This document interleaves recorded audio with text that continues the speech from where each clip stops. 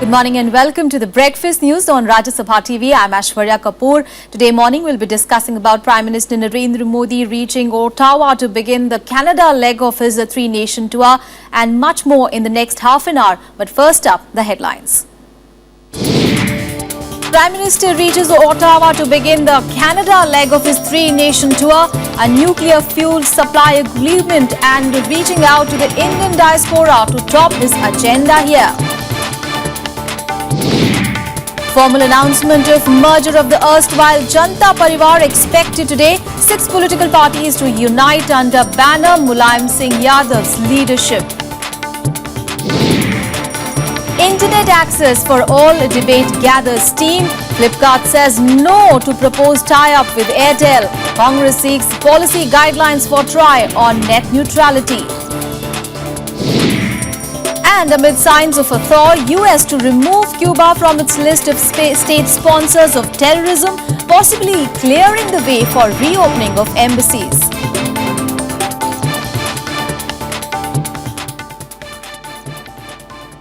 Well, our top story, Prime Minister Narendra Modi has reached Canadian capital Ottawa on the final leg of his three-nation tour after visiting France and Germany. He arrived on Tuesday evening and will begin his official engagements on Wednesday. That is later today as per Indian Standard Time.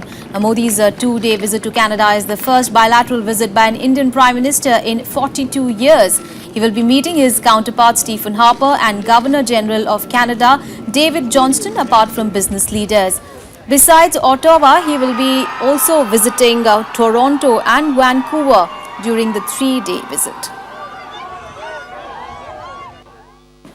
Well, in the final leg of his three-nation trip, Prime Minister Narendra Modi will begin his official engagements in Ottawa, meeting his Canadian counterpart Stephen Harper, among other engagements. A fuel supply agreement with Canada's biggest uranium producer is among agreements likely to be finalized during this visit. Canada will be the last leg of Prime Minister's ongoing three-nation visit. After completing his visit to Germany, the Prime Minister is set for Ottawa, where he will hold bilateral talks with the Canadian Prime Minister Stephen Harper in an effort to boost foreign trade and investments. The business community sees that they can see that they can do business with India, that if they have a good product, they can go into India with 1.25 billion population consumers, they can sell their product and make money. A key commercial deal is also likely with Canada's biggest uranium producer, Cameco Corp, to feed India's reactors. The Prime Minister had said that it's one of his major goals on the trip. Canada had banned exports of uranium and nuclear hardware to India in the 1970s. The two countries turned the page with the deal that took effect in 2013. Modi will also address the Indian diaspora in Toronto and Vancouver. The event planned in Toronto is said to be at par with Modi's reception at the Madison Square Garden last year during his US visit. I think the community is looking for ease of arrival on India, and I don't want to preempt what governments may or may not be saying in this regard, but I think in the travel arena there is great interest. I think the sense of engagement with Canada at different levels, with the community in particular, I think is refreshing and very welcome. There's tremendous excitement about his visit to Canada. I think he is seen as a bold and charismatic leader who has a vision for India moving forward, and people appreciate that. The event at the Ricoh Coalition Stadium is expected to attract a crowd of nearly 10,000 people. Preparations are in full swing for another grand show ahead of the Prime Minister's visit. Bureau Report, Rajya TV. And the Janata Parivar will formally be born today with 6 political parties coming together under one banner. Mulam Singh Yadav will lead the new dispensation at a time when parties are preparing to face an electorate in Bihar later this year and in Uttar Pradesh in 2017. April 15th will see the dawn of a new party. The new entity could be named either Samajwadi Janata Party or Samajwadi Janata Dal with the cycle as its symbol. Mulayam Singh ji को ये पूरा अधिकार दे दिया है, तो ये माना जाए कि बाकी जितने दल है आपकी पार्टी समेत वो एक तरह से सैद्धांतिक रूप से इस बात को लेकर सहमत है कि विलय होना चाहिए। मैंने कहा ना कि उनको सारी पार्टियों ने सर्वाधिकार दे दिया है कि आप पार्टी के जो विलय है उसकी सारी प्रक्रिया आप पूरी करिए। A formal announcement of the new entity is set to be made on Wednesday after a meeting at Mulam Singh Yadav's residence. The meeting is expected to be attended by Bihar Chief Minister Nitish Kumar, JDU Chief Sharad Yadav, its General Secretary K.C. Tyagi, JDS Chief and former Prime Minister H.D. Devegowda, RJD Chief Lalu Prasad, Samajwadi Janata Party Chief Kamal Murarka and INLD leader Dushyant Chautala, besides Mulam Singh Yadav's brother Ram Gopal Yadav. Ahead of the announcement, the group seems confident of making an impact. इसलिए merger हो रहा कि देश बचाया जाए, इसका और दूसरा कोई मकसद नहीं। बिहार में जब नीतीश जी लालू जी जब मिल गए हैं तो कोई फैक्टर काम नहीं करेगा। यहाँ फिर से ये दोनों मिलकर सरकार बनाएंगे, अब बीजेपी का बोरिया बिस्तर बंद होगा। The process of coming together of the Janata Parivar began soon after the Lok Sabha polls, when the Narendra Modi-led BJP decimated JDU and RJD in Bihar, Samajwadi Party in Uttar Pradesh and marginalized the INLD in Haryana. They tested waters last year by fighting the assembly by-polls in Bihar in August, winning 6 out of the 10 seats at stake, indicating the potential of the combine. The merger ahead of the November assembly polls in Bihar is seen as significant, given that there is new hope among opposition parties in wake of the BJP's defeat in Delhi. While assembly elections are due in Bihar this year end, Samajwadi Party ruled Uttar Pradesh goes to polls in 2017. With inputs from Pranav Goswami, Bureau Report for Rajya Sabha TV. And in the other news, rebel leaders of the Aam Aadmi Party held a day-long meeting in Gurgaon yesterday. Now, quashing rumours of the formation of a new party, the rebels claimed that they will launch a non-political Swaraj Abhiyan, which will focus on social issues. Over 3,000 party volunteers and workers were present at the rebel convention, defying a party diktat, including party MLA Pankaj Pushkar. The party is now contemplating action against him. Aam Aadmi Party dissidents holding their Swaraj Samvad in Gurgaon on Tuesday. The day-long event ended with rebel leaders Yogendra Yadav and Prashant Bhushan deciding to form a separate non-political group called the Swaraj Abhiyan, which is intended to work for alternative politics while staying within the Aam Aadmi Party fold. ये स्वराज अभियान 4 तरह के काम करेगा। जनता के मुद्दों को लेके आंदोलन करेगा, देश भर में स्वराज संवाद आयोजित करेगा, देश का भविष्य का नक्शा कैसा हो उसका एक नीति वक्तव्य बनाएगा और कार्यकर्ताओं को प्रशिक्षित करेगा। स्वराज के माध्यम से पूरे देश में सारे अपने कार्यकर्ताओं के थ्रू एक संवाद, एक पूरा डिस्कशन, डिबेट छेड़ना चाहिए और जिसके आधार पर उसके सॉल्यूशंस हम लोगों को खुद ढूंढने चाहिए और उन सॉल्यूशंस के ऊपर हमको अभियान चलाने चाहिए, आंदोलन चलाने चाहिए, पूरी मुहिम छेड़नी चाहिए। The fact that 70% volunteers and party workers voted in favour of staying within the Aam Aadmi Party seemed to have weighed against forming a new political party, which was widely expected before the meet. Swaraj संवाद की जरूरत देश भर को है। यह सम्मेलन एक शुरुआत है। The day-long convention in Gurgaon was attended by over 3,000 party workers. One of the notable presents was that of Aam Aadmi Party MLA Pankaj Pushkar, especially in the light of warnings by the Aam Aadmi Party leadership of strict action being taken against participating at the rebel convention. जब party की आधिकारिक meeting नहीं है तो कोई भी आदमी जो इस मीटिंग में जाता है वो अपनी जिम्मेदारी पर जाए। The meeting comes days after both Yadav and Bhushan were removed from all important party posts. With inputs from Anu Devan, Bureau Report, Rajya Sabha TV. All right, we'll head into a very short break here. Still to come, UN imposes arms embargo on Houthi rebels in strife-torn Yemen. That and much more after a short break. Stay with us.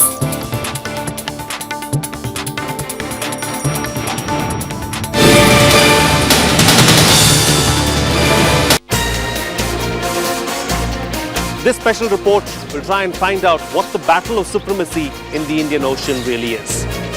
Chinese threat in the Indian Ocean. India too strengthening its position in the region. Both nations jostling for control of crucial maritime routes. India back with a bang in the water body named after it. Watch our special report, Indian Ocean, Battle for Supremacy, only on Rajya Sabha television. Hello and a warm welcome to another edition of To The Point. On the show this week, we have a personality who's leading one of the most modern infrastructure projects of the country. I welcome Union Minister Nitin Jairam Gadkari on To The Point. Thank you.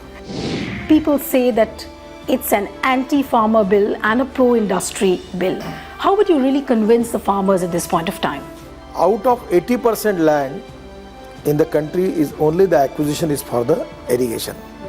Irrigation is in the interest of the farmer or in the interest of the corporate. This government is anti-minority. How are you really ensuring that, the fears of the minorities, they don't get played out? We don't want to play politics on the basis of caste, creed, sex, religion and language. Sabka saath, sabka vikas. Watch To The Point with Union Minister Nitin Jairam Gadkari only on Rajya Sabha television.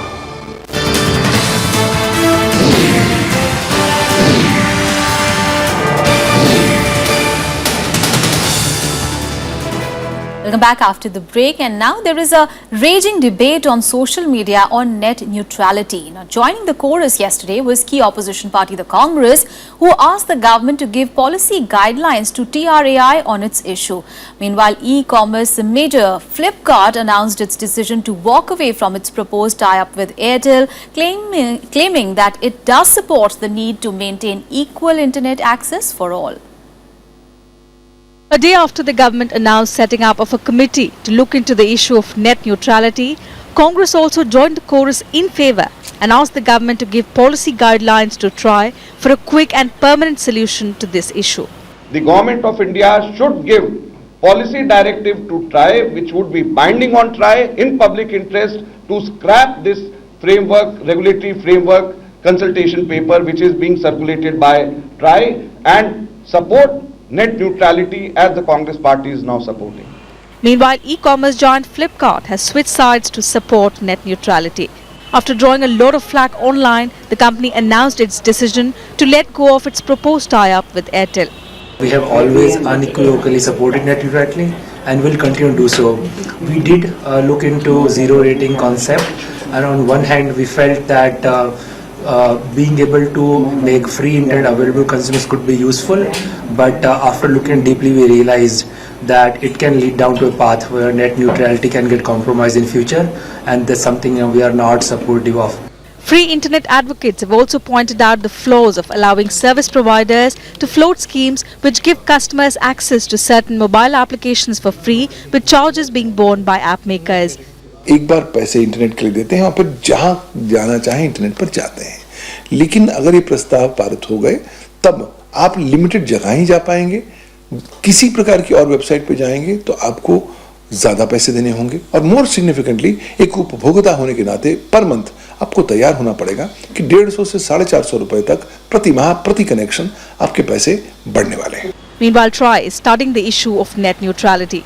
So far, it has already got submissions from over 1 lakh netizens in support on the issue. With inputs from Ravindra Sharan and Vishal Daya, Bureau Report, Rajya Sabha TV. All right, joining me for a chat this morning on this issue is Mr Pavan Duggal, who is a senior advocate with the Supreme Court. Thank you so much, Mr Duggal, for joining us here on Rajya Sabha TV. Mr Duggal, now there is this raging debate about net neutrality in our country, and now the Flipkart is saying that it will not be a part of Airtel Zero. Do you think it is because of the backlash really that it received, or should we read more into it? I think a couple of things. Number one, it's a growing realization of the writing that's writ large in the wall, that if you are as an e-commerce major going to be supporting something which is seen to be in violation of net neutrality, that may not augur well for your specific e-commerce business. But more significantly, it is also a recognition of the growing disgust and anger amongst the people. Because please understand, India is not the American model. In India, we have a very alive mobile web, where 61% of all online users only access the internet through their mobile devices. And in such a scenario, if you're going to adopt these kind of strategies, it could not only hinder the growth of the mobile web, but could also prejudicially impact people's online civil liberties, including the consumer's right to choose what they want and where they want to go. No, but the TRAI is actually saying that these so-called free apps that we are talking about, they share this personal information, whatever we provide them, to various third-party developers, and the TRAI is saying can pose a serious challenge. Absolutely. Please understand, let's not confuse the issue. The issue in this entire debate has begun thanks to the disruptive technologies like the over-the-top technologies like WhatsApp. These guys are piggy riding on telecom networks, earning a lot of money. Apart from that, sharing the personal information of people. So the important issue is, how as a nation are you going to deal with regulating these over-the-top applications? The issue is not that you should penalize the consumers for money, for exorbitant kind of charges, because at the end of the day, please understand, let's not give away the victory that the Supreme Court has given to us under Section 66A judgment. Let's not ensure that the online liberties, including the right to access the internet of the people of India, which is a part of their fundamental right of life under Article 21 of the Constitution, needs to be given away. And what do you think should the government stand on it be? Because unlike in US, where we saw Barack Obama taking a definitive stand on net neutrality, here the government is saying, in fact, we heard Telecom Minister saying that they have formed a committee and then they will look into the whole matter. What do you think should the governments should really be doing on this issue? Well, the government needs to look at one fundamental principle: the largest good of the greatest numbers. That's what the scenario is. When you have the second largest population in the country, in the world, when you have the biggest mobile web users in the world, the question is, you as a government cannot act in a hurry. And that's why it's imperative to take into consideration the responsible responses and the opinions of various stakeholders. Fortunately, the government has said, yes, this involves great public interest and we will consider everything. So I have written a column even yesterday on the internet saying, why should India hurry up? India needs to calm down so as to, we do not jump the gun on net neutrality. Let's consider every aspect and then finally see if the government wants to do something, because as a government, you cannot take away the fundamental right to life, which includes the right to access the internet, except by procedure established by law. And that can only happen by means of a legislative framework or a law. So the government should be slow enough to respond, and let's once again reassure all consumers that we are not going to tamper with your rights. We will stand for your rights and will ensure that no unnecessary additional economic burden is thrust on you thanks to some innovative schemes of some service providers who would want to basically violate net neutrality. All right. Thank you so much, Mr. Duggal, for joining us and putting things in perspective on that issue. Meanwhile, the controversial National Judicial Appointments Commission Act will come up in the Supreme Court today. A constitution bench is to commence a hearing to examine the constitutional validity of the legislation. The government had notified formation of the National Judicial Appointments Commission on Monday to remove the collegium system of appointment of judges. On the 7th of this month, the Supreme Court bench had referred petitions challenging the NJAC Act to a 5-judge constitution bench. However, the court had refused to stay the implementation of law on the NJAC. And now let's take a look at what else is lined up for the day in our special segment, The Day Ahead. The Supreme Court will today decide on bail applications filed by Sadhvi Pragya, Lieutenant Colonel Shrikant Purohit and others in the 2008 Malegaon blast case. The Bombay High Court had rejected Sadhvi's bail plea on 3rd of April. Sadhvi Pragya and Lieutenant Colonel Purohit are the two prime accused in the 2008 Malegaon blast in which 7 people were killed. The Supreme Court will today deliver its order on the appointment of the special public prosecutor in the disproportionate assets case involving former Tamil Nadu Chief Minister Jayalalitha. DMK leader K. Bazagan had filed a petition seeking the removal of Bhavani Singh as the special public prosecutor in the case. If the Supreme Court agrees, then the appeals will then have to be reheard after the appointment of a new prosecutor. Australian Foreign Minister Julie Isabel Bishop will inaugurate the Consulate General of Australia in Chennai today. She will also attend the reception for Indo-Australian Chamber of Commerce Silver Jubilee. Bishop, who is on a 4-day visit to India, held talks with External Affairs Minister Sushma Swaraj and Defence Minister Manohar Parrikar yesterday. Counting of votes for the assembly by-polls held in Uttar Pradesh, Maharashtra, Punjab and Uttarakhand will be done today. The by-polls for their 6 assembly seats in the 4 states were held on 11th of April. The by-elections were held for 2 seats each in Uttar Pradesh and Maharashtra and 1 each in Punjab and Uttarakhand. The newly launched Visa on Arrival scheme for tourists will now be known as e-Tourist Visa. The government decided to rename the scheme to avoid inconvenience to foreign tourists who might be misled by the scheme's nomenclature. The ministry had received requests of name change from various quarters, including foreign missions and Indian embassies.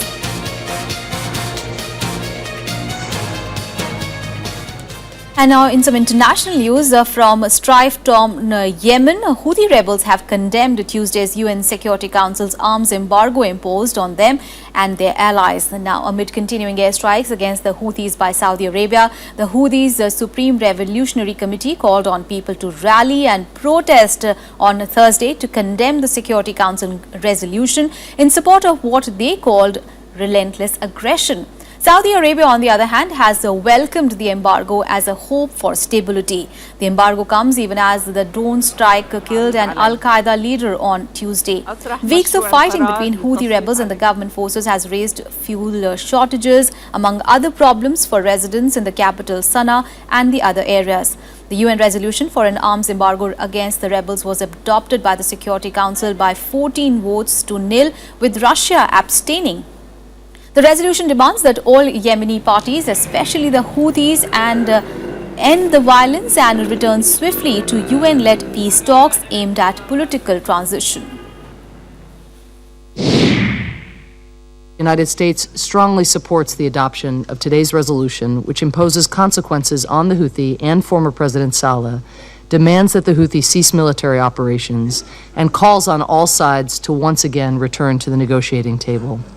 The imposition of a global asset freeze and travel ban on Ahmed Ali Saleh and Abdul Malik al-Houthi, as well as a targeted arms embargo, shows that this council will take action against those who continue to undermine efforts toward reconciliation. Of United Nations is a victory for the Yemeni population. It's a victory for peace. It is in complementary with the coalition operations that the Houthis militias and their allies understand the message of the international community. All right, we'll take another short break. Stay with us for more.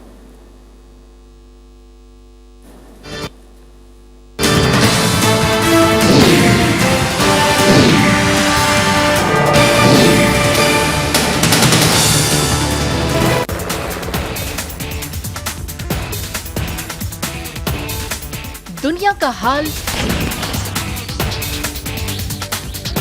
राजनीति की चाल,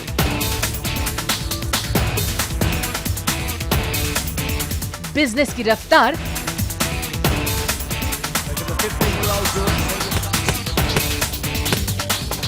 खेल का धमाल, दिन की शुरुआत खबरों के साथ। देखिए हर रोज सुबह 9 बजे सिर्फ राज्यसभा टीवी पर।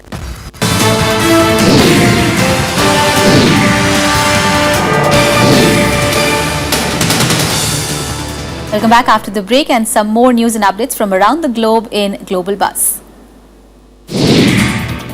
The White House says Cuba is to be removed from the U.S. list of state sponsors of terrorism. The move comes amid rapid strides forward in normalization of relations between the U.S. and Cuba after U.S. President Barack Obama announced a new chapter of diplomatic and economic ties in the U.S.-Cuba relations last year. The Caribbean countries' presence on the list alongside Syria, Iran and Sudan was a sticking point for Cuba during the talks to reopen embassies.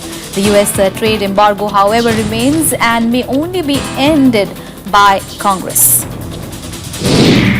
About 400 migrants are feared drowned off the Libya coast after a boat said to be carrying about 550 migrants overturned a day after leaving Libya on Sunday. The Italian Coast Guard had rescued 144 people on Monday and launched an air and sea search operation in hopes of rescuing others. Many of those dead are women and children. 9 bodies have already been recovered, but no more survivors have been found since then. The European Union says that more than 7,000 migrants have been rescued from the Mediterranean since Friday. The US Congress will have a say on a nuclear deal with Iran under a new agreement reached with the White House. President Barack Obama has agreed to sign the bill, which gives Congress the right to reject any forthcoming agreement with Iran, withdrawing his opposition to a bipartisan bill that was unanimously passed through the Senate Foreign Relations Committee. Some Republicans have argued against the deal, saying that Iran has received too many concessions. Democratic presidential candidate Hillary Clinton kicked off her campaign in Iowa on Tuesday, starting with the Kirkwood Community College, and she said that she wants to focus on the economy, families and communities, political system and the terror threat as a presidential candidate. She also spoke to local residents of the area. Clinton had announced on Sunday that she was running for the 2016 Democratic presidential nomination. Rumblings in the Ubinas volcano south of Peruvian capital Lima and mudslides from its lobes have blocked off access to several surrounding towns. Reports say that a series of explosions that spewed gases and ash some 2,500 meters in the air in recent days was responsible for the mudslides. Authorities in Peru have warned local communities to be on alert for further explosions, but have not ordered evacuations as yet.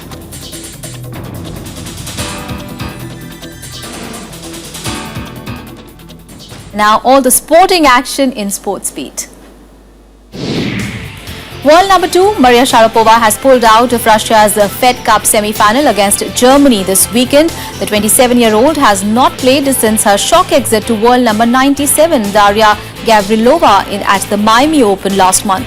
Sharapova helped Russia beat Poland in the Fed Cup first round in February, when she won both her singles matches. Russia are bidding for their first Fed Cup title since 2008, having been the runners-up in 2013. Retired Chinese tennis star Lina is up against Serena Williams in a 6-woman field for Sportswoman of the Year in the Lawrence World Sports Awards. The other nominees are Valerie Adams-Marriott, also Tina Mays. In the men's field, Real Madrid star Cristiano Ronaldo will compete against world number 1 golfer Roy McIlroy and Formula 1 motor racing champion Lewis Hamilton.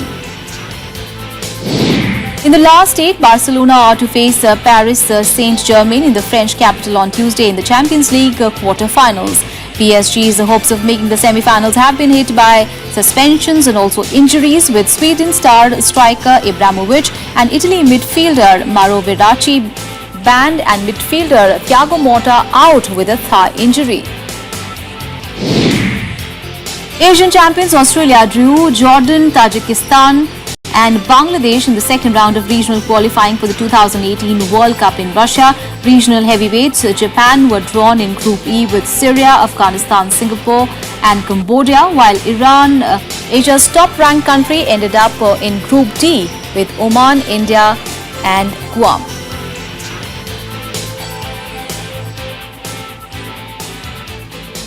Well, that's all in this edition of Breakfast News. But before we go, beach fashion was the theme at the ongoing Fashion Week at Sao Paulo in Brazil. We'll leave you with some of the visuals of the ramp and the excitement around it.